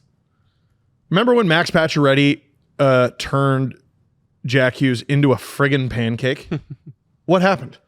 Right. If that was the Panthers, it would have been the rest of the game. You wouldn't remember the score. You wouldn't care who won. The rest of the game would be, someone would have John Scott, Phil Kessel, like Marner the next shift, or Matthews, or Nylander, or there would have been tomahawk chops and beating the shit out of. No, the Devils they're soft. Yeah, they're soft. If they get stronger, I'm telling you that team is going places. I think they just need more tinkering around the edges of their lineup. I think the core is kind of really good and set. Right. Yeah. You know? Okay. Yeah. Interesting. Yeah, they'd probably have to trade off the roster significantly if they're bringing a guy like Marner in with that. Yeah. With the contract that one doesn't compute. That comes from Devils media. I'm not pulling it out of nowhere. And like the honest answer is like 32 teams can use a player like Mitch Marner. No. Like that's how it actually works. He's a very talented player and can play on the first line of any team. Like 32 teams can use him. You can find a fit, but like, do they have the cap space and will they go out and get him? Like, right. I don't think the Devils are amongst those teams. So another name that keeps popping up, Brad Marchand. And I just want to flat out ask the question. It's a fit for 32 teams. Fit for 32 teams. Boston. He's 37. Yeah. And the goal here, and he's open about it, and no one blames him. Like if Mitch Marner goes and maximizes the bag, everybody's going to be like, money grubbing.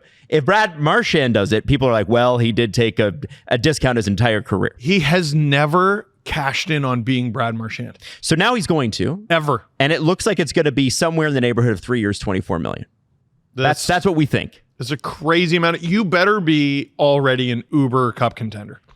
The Leafs, a lot of Leaf fans want this guy. Jesse, Steve, would you be comfortable signing Brad Marchand to 3 years at $8 million per? How? Yeah, I don't understand how they can do it. Yeah. Like, okay, the Leafs do have a lot of space, and people are going to yell and scream. Well, that's how. Yeah, okay, you have a lot of space. You also have a lot of holes, like, and expensive ones. Yeah, but he's left side help, is he not? First line left side help next to Matthews? Yes, so he fills a PK void? He makes sense in some regards. Absolutely. You have to replace your second line center, which is really difficult, and that's going to cost a lot of money. Okay. Then you got to sign Matthew Nyes. Well, they're doing that. They're doing that, but it's going to cost a lot of money. Remember last summer, I was like, okay, I don't think anyone's realizing the problem on the horizon here. Number one, they finished third in their division with a 69 goal scorer. What if he scores less than 69? Wow. He scored 30 less than that, actually. Or maybe even more less than that. It was a big problem. But the other problem was they, at the beginning of last year, had an almost identical forward group to the year before, minus Tyler Bertuzzi, and it cost more money. Nylander got his gigantic friggin' raise. Matthews got a substantial raise. Domi got a substantial raise.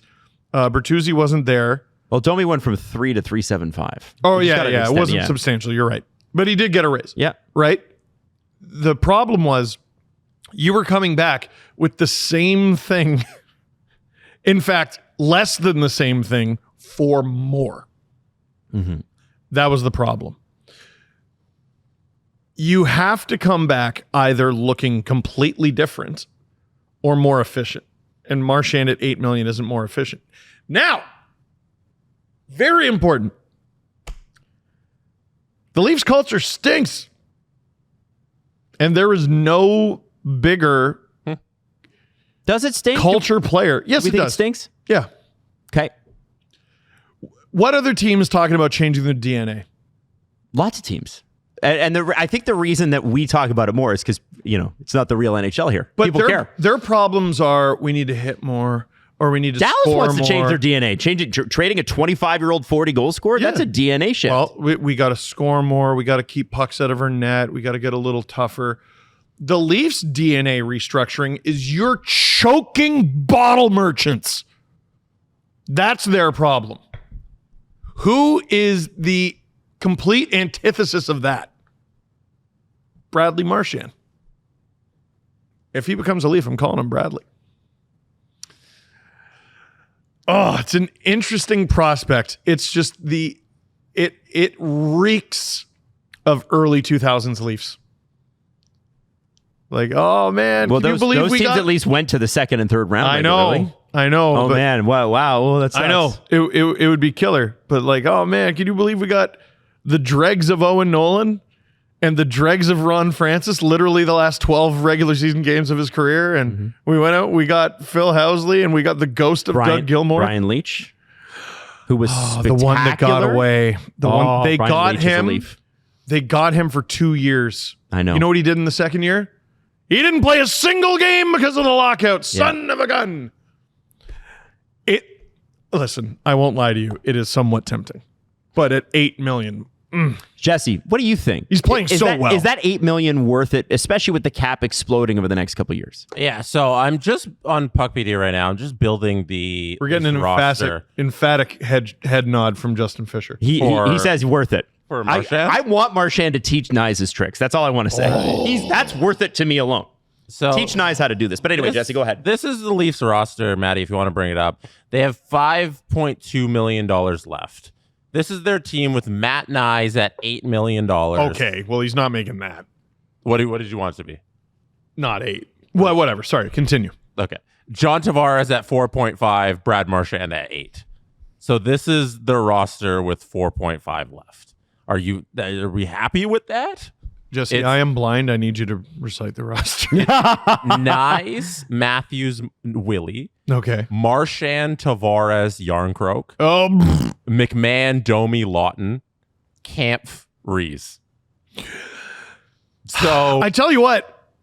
Well, Reeves is going to be a Marley. And you can switch out whatever you want there for Easton Cowan or whoever else. But Jake McCabe, Chris Tanev, Riley, Carlo, Benoit, OEL on the back end, Stollers, and Woll net. And that's $5.2 million left. Yeah, you find a way to send Kampf, Reeves, and Yarncroke to the moon. There's something there. It's interesting because you're going to go from this redonkulous right side to Yarncroke on your second line. There's something there. There's something there. This is essentially your roster with Brad Marchand signed and some holes to plug. Are we looking at the wrong Panther? Because this morning, Greg Wyshynski was talking to Jeff Merrick, and he said he thinks Aaron Ekblad's going to free agency. And that is something the Leafs desperately need, is another puck-moving defenseman back there. Do you double down on what you're good at, and maybe you don't get Brad Marchand, but you get Aaron Ekblad? You probably have to trade off the roster at that point. Simon Benoit as your seventh defenseman sounds great. But, the other thing is that's a lot of money back there. Tanev, Carlo. My instant thing is trade Riley, but he's not going to get traded, apparently. You can't afford it. You can't afford it. Okay. Yeah. You just, there are certain places where you have to spend money, and the Leafs don't have to. That's a want, not a need. Mm-hmm. Listen, you know what? Why stop there? Let's get Pietrangelo. No. I think let's get Makar. I'm serious. Do you think, let's say you get Ekblad and you trade an OEL who's got a good value deal. How does that change? Although I love OEL. I don't think this makes a lot of sense. No? You don't think that? This is like the New Jersey Marner conversation. It's worth asking. Yeah, totally. But they got 6 defensemen that I think are decent. Yeah, you don't. They performed in the playoffs. I think they're okay. It's not a problem that you need to address. You have more pressing matters. Right? It's like, oh man, what are the Leafs going to do in goal? Because Ekblad nothing. He doesn't come for free. He comes at a cost, and I think that cost needs to be divided amongst the forward group. Yeah. So when you have the Leafs brought in Ryan Reeves a couple summers ago because they wanted not just some snot, as Brad Marchand said, but Brad Treliving, a different Brad. they wanted a bit of a culture change. They wanted a vibes guy, and Reeves was that. People love him. Every team he goes to, everybody loves the guy. If Reeves is gone, and you want this culture to shift a little bit more, Marner gone, Tavares de-emphasized, to quote Ryan O'Reilly, you're basically trading off your core. Your core is now Morgan Rielly, Austin Matthews, William Nylander, and probably Matthew Knies when he signs. For not $8 million. For not $8 million. If Marchand how much signs $7.5. He's a good guy. I'm gonna go with $9.50. Okay. Yeah, $7.5. Let's say. Oh, He'd play for free if he could. all right. Yeah. Okay. All right. So I think the thing with Marchand is, do you look at that contract as $2 million of that every year is just what we would have paid Reeves to be a culture shift? Like, how do you look at this? I know you have to look at it in hard numbers. Here's how you look at it. Marchand makes $8. That's how you look at it, right? Like, I don't know, but if he just infects the team a little bit with a little bit of something, has he lost a game? Oh yeah, he has lost a game 7. Mm-hmm. Watch, he's just gonna stink here. A pretty big one. He's just gonna stink. Yeah, here. he lost a big game 7, and it was a big part of it the was losing pretty that game big. 7. Yeah. And he was also not good in Yeah. that game. Yeah. I think for his final prank, he will be the worst Leaf ever for I can his see it. final prank. It would be the most Leafs thing to ever happen. It would. Brad It would. Marchand signs for $8 million, 3 years, and he comes here 5 goals. Oh, Injured for the playoffs. Oh no, Jesse! Not don't even do like that to injured me. in the regular season, so like we get the LTIR. Shaq Celtics Injured. Marchand. Yeah. Yeah. Oh no. dude. We're talking like Raptors signing someone way over the hill. Hakeem Olajuwon Raptors. Oh, That's what's going on here. Hakeem was like 46, and nobody Yeah, knew. this is what's happening. Oh, Jesse! no. But he did play pretty well into his 40s. Maybe he could be Hakeem in his early 40s. big No, hurt on Steve, you Jays. nailed this. Steve, this is your greatest take of all Oh time. God! All right. Marchand's coming to the Leafs, and he's gonna be awful. Okay, 3 years with Toronto. Does he hit 50 points No, total? no. God, I'd still love to see him with Matthews, though, wouldn't you? Stink up the joint. You want to see that? I Could don't. you? I know that Knies and Marshy play, I think, the same wing, do they not? But wouldn't it be cool if you could shift one of them and just have Knies, Marchand, Matthews? Knies, and Marchand be competing. The LFR title would be Mighty Might Snore. What? Because remember he said, Mighty "Is Might that your Roar." Mighty Might Yeah. Roar?" Yeah. Man, The great thing Sick about chirp. Brad Marchand right now and his role in the Florida Panthers is he's the third line left. I know. You have I one know. of the most Yes. talented dudes in terms of just like the level he can get to mentally amongst NHL players, and he's only tasked with going out there on a third line and dominating. And he's done a great job in that role because they have such a deep forward group. The Leafs are asking him to play. You're asking him to play with Matthews. Yeah. It's a different task, and I don't know. I don't know if he fits on this roster, especially at $8 million. Can anything fun Here, happen I'm this just summer? texting our social lead, Justin Fisher. Can you please Photoshop Marchand's head onto my head on the Roar photo? Why? Well, because, what would Marchand look like in a Leaf jersey? There you go. We have a rendering. Yeah, yes. fair. Steve will do his watch along tomorrow night as usual, and I do want to mention this, and Steve mentioned this a lot in his watch alongs.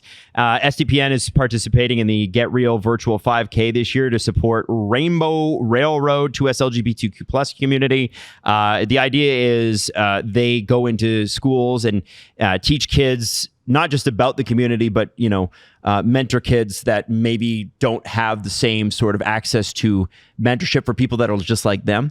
And also Rainbow Railroad, it evacuates queer individuals from dangerous environments around the globe to find safety. So Friday, June 27th, we're asking you to run, walk, ride, anything that has got wheels. You can even push a stroller, doesn't matter. And the links are in the description. We have a $4,000 thing that we're trying to reach here. Are you guys confirmed? We're skating. I'm down to skate. Skating 5K. I'll skate. I'm booking the ice. I'm ready. Skate. All right. I swear to God. I'll skate. Get skating, Dangle. I swear to God. I swear I'll do it. right. And I'll do it hard. I like that. 5K on skates isn't too bad. No, I don't think it is. Like, what do you have an like hour? that. I hope I don't so. even know. I hope we can. We'll have to find that out. Yeah. Yeah. Anyway, we'll be tracking it. We'll do it. Ask chat how long that is, and we'll do that many laps. I think somebody said it was like 34-ish or something. I'll do 46 push-ups. Which you did on stream. I'm so sore. I'm actually still so sore. So talking about game 3 a little bit, because the reason I saved it for later is there's been so many breakdowns of it already. I feel like what Paul Maurice's quote was after game 7 against the Leafs is applicable to game 3. And he said, you guys are going to torch these guys, and it's really actually very close. With Edmonton and Florida, I actually believe him. And I do think this is a game that got away from the Oilers. And I was thinking about, okay, so what do we deduce from game 3? And what I came to is next to nothing. In terms of how we think game 4 is going to go, whatever happens in game 4, I don't think it will happen because of game 3. Hey, that's how you lose. They lost right. Well, they did try to take a pound of flesh with them. Wallman got the fine for spraying the bench, which I love. Wallman's been great. Oh, that's why he got fined. Yeah, for spraying the bench. I thought he got fined for punching Tkachuk while he was being restrained by Klingberg. He got 2. Oh, he got 2? Yeah, he got 2. Two fines. One was for the spray and one was for the Holden punches. Someone getting fined for being third man in on Matthew Tkachuk. George, Colin, mwah, no notes. Hilarious. Legitimately hilarious. I can read it to you. Edmonton's Wallman has been fined $5,000, the maximum allowable under the CBA for roughing Florida's Matthew Tkachuk. Wallman has also been fined $5,000, the maximum allowable under the CBA for unsportsmanlike conduct for an incident involving Florida's bench. He's fined $10K for 2 separate incidents. Can I just say that makes no sense and is stupid? Fines are there to be a deterrent. So he did something that was finable at plus. So you fine him twice. Yeah. No, shouldn't the next step be a suspension? No. I'm not advocating for that, by the way. I'm just trying to illustrate with every decision the Department of Player Safety makes that they're not a thing. They're not a department in a league that isn't a league.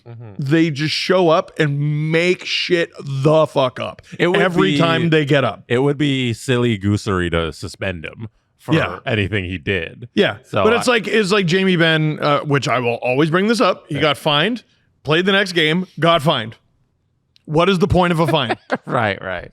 What on earth is the point of a fine? Yeah, is it not accumulating? Like, if you keep doing bad things, do you not eventually get to the point where we have to suspend you? Jake Wallman found that amount of money in his locker this morning. Like, are we kidding? Yeah. If you went out every single game and said, I will pay the $5,000 if I can just spray the water bottle every game, is there a point where the NHL suspends you? Or can you just keep paying the fine game after game after game and it doesn't matter? Like, that's kind of what you're saying. All right, let's do this.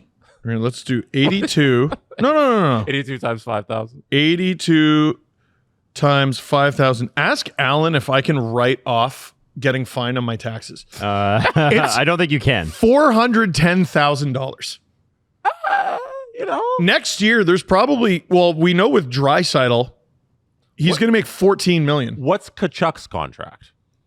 Is it 9.5? Oh, I hate it. Take away the 0.5, and every game I get to spray whoever I want with a water bottle in the face. 400. I would probably do that. Now, don't you do it before the puck drops, Jesse, because that'll get you a $25,000 yes, because if fine. you're stopping pucks in pregame, that's $1 million to the owner. So 410,000 divided by 9.5 million. Okay, you get to spray the opponent's bench 82 games for 4.3% of your salary. If 4.3. If my salary is 9.5 million and I'm Matthew Tkachuk who burns ants, maybe. Like I probably would take that deal. Yeah. Like Trevor Phillips on skates. This guy doesn't think or care or nothing. No. That is, I think they should do it every game. You're going to suspend me for spraying water. Exactly. Yeah. Really? Really? I think the Panthers. That's the argument. The Panthers, if let's say they win the cup this year, so you're back-to-back cup champions, You know how bored you're going to be in October and you're probably going to be licking your wounds? Just game 1, opening face-off. Don't even try to take it. Skate over to the bench, spray them with water, wait for the whistle, and just see what happens. As an experiment, you know what? The Panthers owe us. All the garbage they've put us through last few years, they owe us as an experiment to do this. Since we're on the Matthew Tkachuk thing and who he is and his ant burning in his spare time, can I just do a brief aside on the end of the game and him and Evander Kane? Yeah, please. Because the dude does that every scrum. Oh, he's a coward. He's legitimately a coward. Anything's going on, he's going to be the 8th man in. No, forget 3rd if 2 guys are tussling. He lets everybody get into the big scrum. He comes in, throws a couple punches, and then hides next to a lineman so they hold him back and nobody else can touch him. It was so bad. The Panthers play hockey with less integrity than any team in recent memory, and they're going to ride it to back-to-back cups. I wonder in that moment, are you not embarrassed? No. There's 40 cameras in that stadium. This is internationally broadcast. No. And you're running from everybody. There's going to be more cameras on you when you hoist the cup than during any of those incidents. You know what they're going to show at your retirement ceremony? None of those things. And if they do, you know what you're going to do and everyone in the building is going to do? Laugh. They're not going to be like, what a piece of shit coward snake. Yeah. They're going to be like, he won. Yeah. Attaboy. The mouth guard that is just hanging out of his mouth at all times. The rabbit punches while soulless in the eyes and not looking at the person and the scuba, like he also does this thing. Oh my god, that's what it looks like. It just hangs up and it goes like he's getting air from the surface. Oh he also does it with a stick in his hand a lot of the time. So he'll rabbit punch you with the stick in the hand, so you can't get him back because the stick's there. And he's hitting you with the stick. Yeah.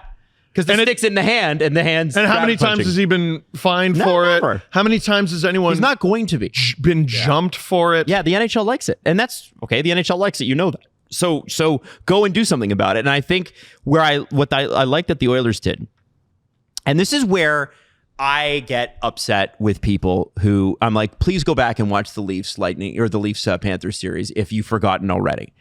The Oilers ended the game. You know, they took a bazillion penalties. They made a ton of mistakes. They all compounded. And sometimes a game gets away from you. Yeah. You can lose 6-1.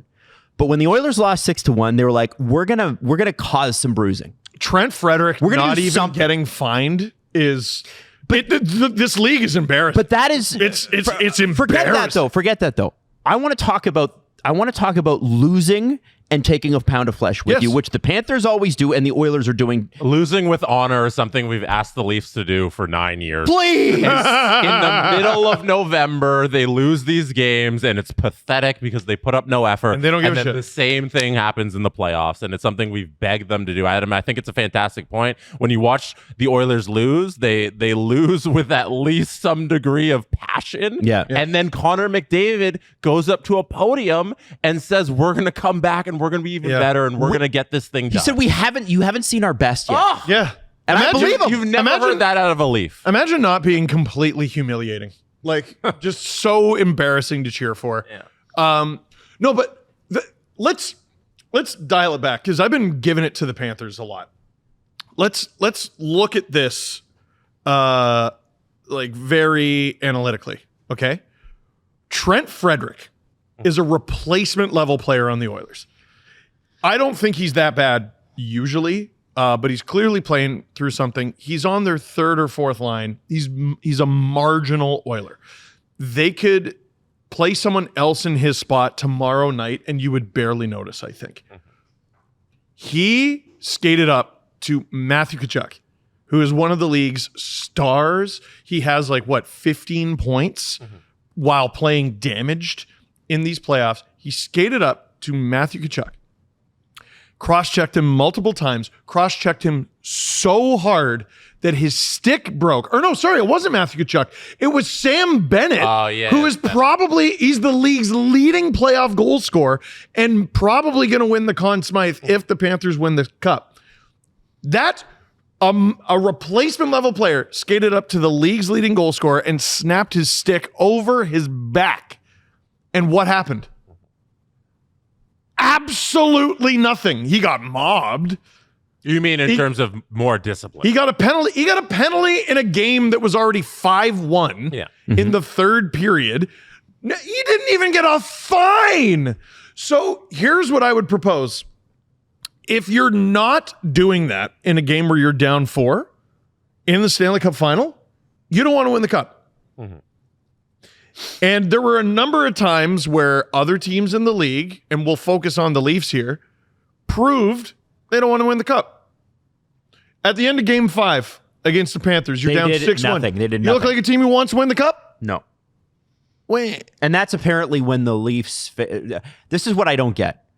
That is when... there's the conversation said, well, the Leaf fans have really turned on them. They booed them off the ice. Yeah, because you're humiliating. You're humiliating dork-ass losers. You lose go like... Go ahead what and did I prove say? You lose like losers. Go ahead and prove you're not. The league has said, through their actions and decisions... This is what we want. Spraying water evil, cross-check so hard it breaks a stick, fine. Mm-hmm. Not fine as in fined. Fine as in go ahead, fill your boots. Yeah, it's 2 minutes for cross-checking. Is it a nice thing to do? No. It's not. But if the game is lost, legitimately lost, and you're not doing that, I have to ask why. Mm-hmm. I have to ask why. Do you want to win the cup or not? The league told you you're allowed. Fuck them up. Go with the 2-hand slash them on the foot so hard it breaks and doesn't stop bleeding for days. Steve, oh my God, that's so gruesome. Cool. It's verbatim what Darnell Nurse did to Rope Hintz. Yes. And then if you're not doing came back the next game and smashed him in the exact same location. Yeah. You know who missed the next game? Rope Hintz. You know who didn't? Darnell Nurse. The league has told you you're allowed to do these things, and if you're not doing them, you don't want to win the cup. Yeah, so that's how it is in 2025. It's good to see that stuff from the Oilers, but I think I don't think anybody's surprised at this time, watching this game, that the Oilers have that in them. This is their second time in the Stanley Cup Final. They are a very competitive team who can hang with the Panthers when they're playing at their best, which they weren't early on in this game. No, which they was weren't. Surprising to see. Bad mistakes, bad goaltending. Again, to me, it's Calvin Pickard's time. I think you bring him back. The first Marchand goal was Skinner. He didn't know where he was. This is the thing. Skinner, it's like, oh my God, he's spectacular. Oh my God, he's unplayable. It's one of the two. And he's been great for this run, but every once in a while, Stuart Skinner needs a reset. Forget the reaction, forget how out of position he was on the first goal. Go look at his reaction to the fourth goal. Body language? He's hurt. Oh, he's hurt, and I think it's groin. Maybe somebody accidentally on purpose fell on his leg. I don't know. Hey, the other thing I want to say is when this series is over, do we find out that Bennett injured him? I don't know. The question I have for you guys is, the other side of it. I started the segment with, I think these two teams are close, and I think sometimes games get away from you. And if a game gets away from you against a good team like the Florida Panthers, they're going to kick your ass. The Panthers lost 8-1 in their series last year and won the cup. But could this be, Jesse and Steve, could this be the Florida Panthers figuring out this year's Edmonton Oilers? The Oilers definitely didn't look like they had an answer. And last night was the first night where I was like, Jesus, they miss Hyman. They miss him bad. Perry's 40. This is a long series and a long playoffs, and he's played an insane amount of hockey. Nuge is hurt. There was one power play where he wasn't even out there with the top unit. I don't know if that's them trying stuff or resting him, because I think he was out there with the second unit later. Kapanen was, after being so effective, was utterly ineffective. That's Kapanen's game, though. Podkolzin got rocked by Sam Bennett.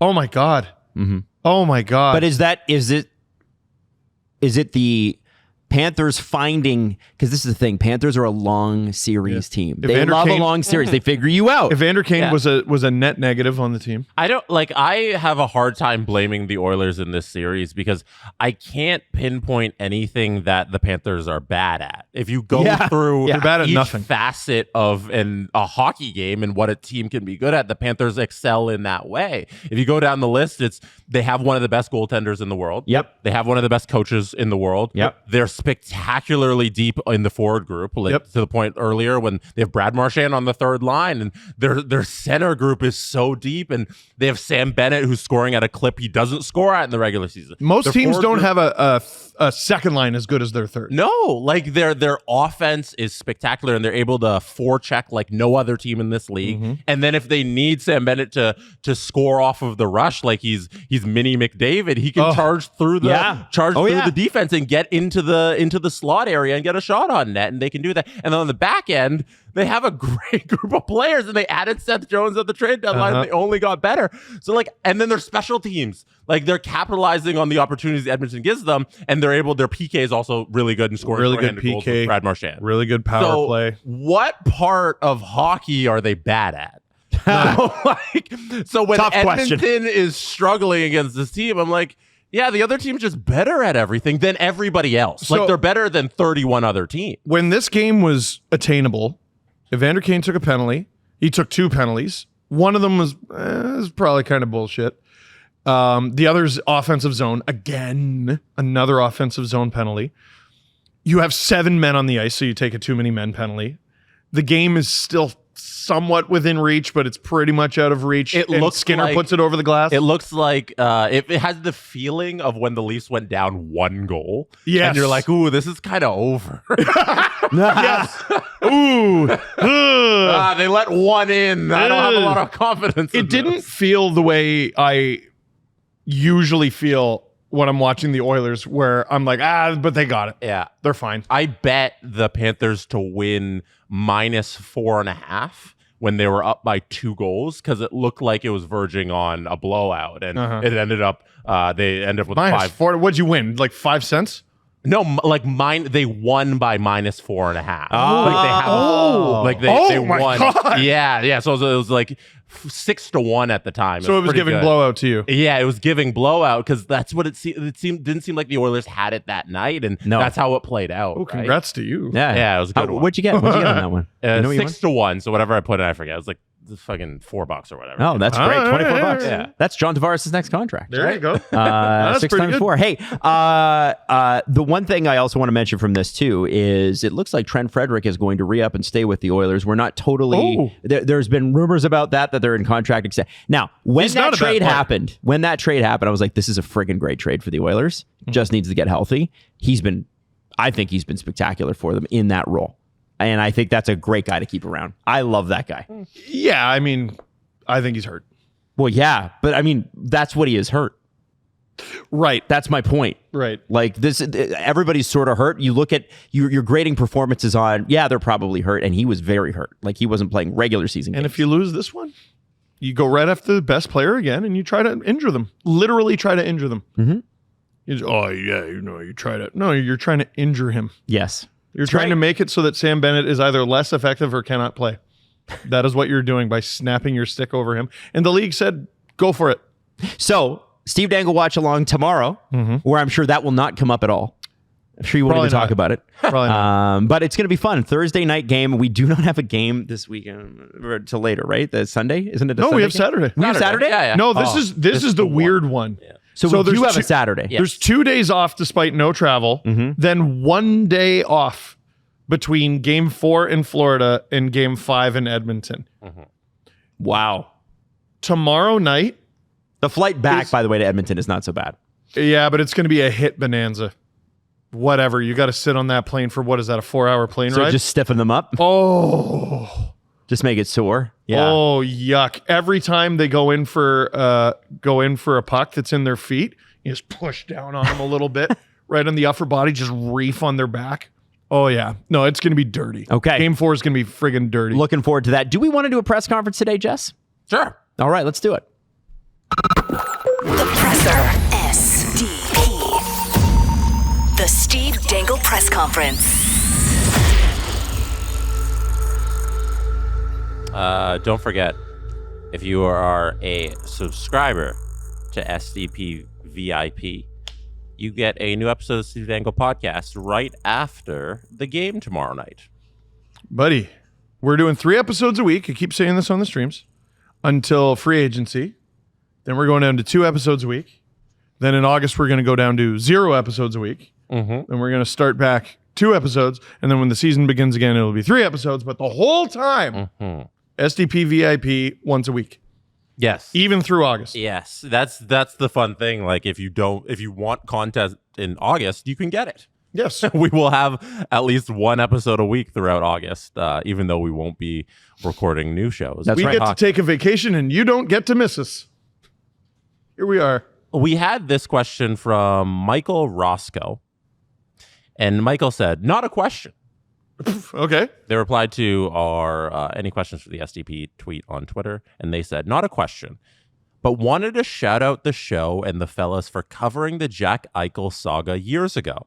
Because of that, my brother got disc replacement surgery last week and is on his way to being fully healthy again after almost a decade of pain. Wow. Love you guys. I love you. I know, Sabres fan. Tell me how it was a good call. No, you keep... No, I see your tweets, and they sustain me. They are the gas to my tank. Okay?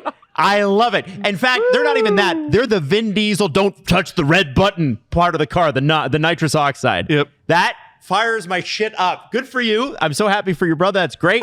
And also, Jack Eichel is a Stanley Cup winner, Sabres fans. Just throwing that out there. I thought it was pretty funny. Oh, that makes me hot. Him just being like, the replacement surgery works, and maybe we should. Yeah, but Jack didn't like it here. He doesn't do Jack. Stop. You believe Kevin Adams propaganda? You believe Terry Pagula propaganda? What? What am I talking to here? Come on, Sabres fans. You got to know where the problem is, and the problem wasn't Jack. It wasn't. Personally, I want to get disc replacement surgery because of Tyler Johnson. Yeah, yes. Not because of Jack Eichel. Yeah, You should get the I'm other hipster. surgery just to side with Sabres fans. Yeah. No, I will should, fuse my neck instead every 10 years. You know what's super dope? Yeah, getting surgery every 10 years on your neck. Yeah, the one that doesn't stick. Yeah. Like, Here's one that, as soon as we're done, as soon as you're fully healthy, it will start to deteriorate. how is To a that, point where you have to do it again. How is that ever an option? I'm not a Jesse, medical hey, doctor. Jesse, I can't If be I saying ever this. go bald, the way I'm going to fix it is I'm actually going to get a time machine and go back to the 80s and get hair plugs. Yeah. Instead of what they have now. Jesse, I think it was an option because it was the only option. Right. But It was then, the one that was proven. Then they came up with a new one, and the Sabres are like, no, give me the old one. Yeah. That we'll have to do. We'll have to. Hey, this guy's on an 8-year contract, so we'll have to likely do this twice over the course of his 8-year contract. Oh, okay. What a fucking bunch of brain surgeons these guys are. I feel Sorry, bad. neck surgeons. Wow. Unbelievable. That's actually unbelievable. That was all right. It's just insane. I got him. Here's the thing. I got that guy. The same laugh in the audience. Sabres fans who are like, fire Adams, make Pagula sell the team, are actually like, yeah, but also everything they said about Jack Eichel is correct. That's literally what you're telling me. I just don't know what to do. How are the Sabres catching strays right now? I'm sorry. Wow.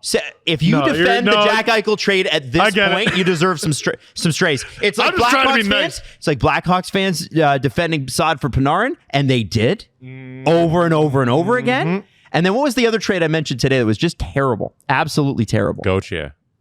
Oh, Cutter. Oh, my God. Oh, that Flyers one. fans. You're obsessed You with are that one. eating so much Flyers propaganda poo. On the Adam Wild bingo card, it's Cutter Gauthier, Jack Eichel, and Kyle Dubas. Kyle Dubas, thank you. Hey, Yeah. well, Saad for Panarin, I guess, has fallen out of the top. It's top probably five. off of And the yeah. Second World War. And the Second World War. First. That's Oh. the more interesting In one. the Prussian War. The Psalm. What is that? The Franco-Prussian War? What is that? Which is a precursor to the First World War. Yes, you You love see. that. Right. You see? French got their butts kicked. Were you Franco was or surrounded. Prussian on that one? Was I Franco or Prussian? Yeah. Listen, it's like, man, wow, 2 authoritarian regimes are going at it. Who do you root for? I couldn't know less about that. Well, it's one of the more important wars of all Oh, time. shut up. I It don't is. care. I know, that's okay. Listen, it's like if I love you, buddy. if we had a bird conversation, I wouldn't care either. It's okay. Here. Was the Franco-Prussian War before or after 1899? Before. So they know about the Franco-Prussian War in the Red Dead universe. Yes. That's crazy. That's why there's also a lot of German immigrants. So it's interesting. The West is funny. Red Dead Redemption gets one thing right. You know that Irish guy at the beginning who's super fun and they kill him off too early? They get all of it right. Fuck you. Yeah. Sean. Most Spoiler. Most of the people who lived in the West had Scottish or Irish accents or German accents. In 1899? Yes, absolutely. It was settled by, and that's Canada. It's like a lot of Ukrainians, a lot of Germans, a lot of them had very thick accents. So that Southern accent that you see in like cowboy movies was not real. A lot of them were immigrants, and a lot of them had thick accents. No, they all sounded like Roger Clark. What do you think Budweiser came from? St. Louis, Missouri. Was in the middle of nowhere. Is absolutely Budweiser. It's a Midwestern name. Budweiser comes from horses. I've learned that from the commercial. It was carried by. It doesn't come from horses. Yeah, they have those big like clip clopping horses with the big. They do. Yes, the draft horses. Yeah, draft horses. Draft beer. The clip clopping Belgian draft. Draft beer horses. That's right. Yes, draft horses. From horses in Budweiser commercials, and they throw football sometimes. That's right. They do. The horses throw the football. Actually, yes, they play football. They've organized the game on their own. You give them a football, and they learned over centuries. And they also learned how to make beer. This is all facts. Look it up. This was about Jack Eichel's neck? Yeah, look it up. Okay. All right, next up. Mr. T. Reynard says, is Matthew Nyes just the next Michael Bunting? He wants us to win. Oh, frig you. An okay lost. NHLer playing on a line with two of the best players in the world. With the Leafs. Reynard gives us these stats. 161 games played. We had the finger in the air because he's like, but actually... Can you let him ask the question first? I didn't say anything. Let him ask the question. I didn't say anything. Michael Bunting, 161 games played, 46 goals, 112 points. Matthew Nyes, same amount of games played, 161. 44 goals, which is 2 less than Michael Bunting's 46. 94 points, which is a lot less than the 112 Michael Bunting had. Rebuttal, Steve Dangle. I'm going to come to your house tonight, pull the blankets over your head, and fart under them.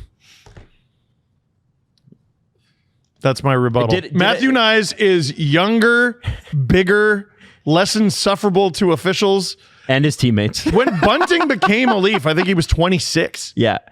He was one of those. I like Mike Bunting a lot. I just think that there was a conversation. I tweeted this. There was a conversation, apparently.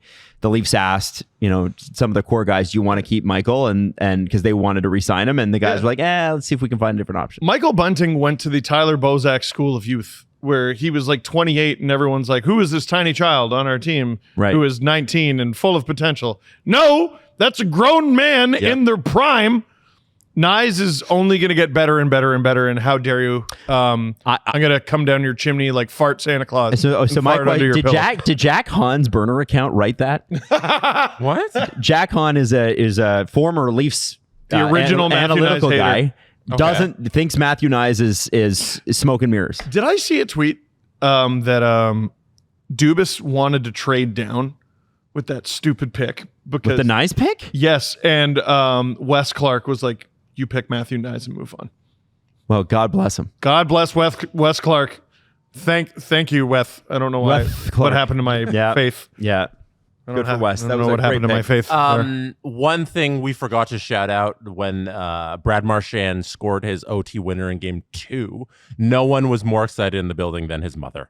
Oh, yes. That was so cool. Whenever there is a wholesome hockey mom moment, it deserves a shout out. Yep. She was so hockey mom in that moment. Go back and look at it. She goes, Bradley! Yes! She called him Bradley. It brought a tear to my eye. Yeah, I love that. Excited. Yeah. Because that's 37 years of work on that child. Yes. Yep. To get to that moment, which was so cool to see. Bradley! Steve. Yes. Now that your little one is playing hockey, how is Mrs. Dangle as a hockey mom? She's not there very often. She was there. Absent. She was there. Yeah, absent. Piece of garbage. No, she was there.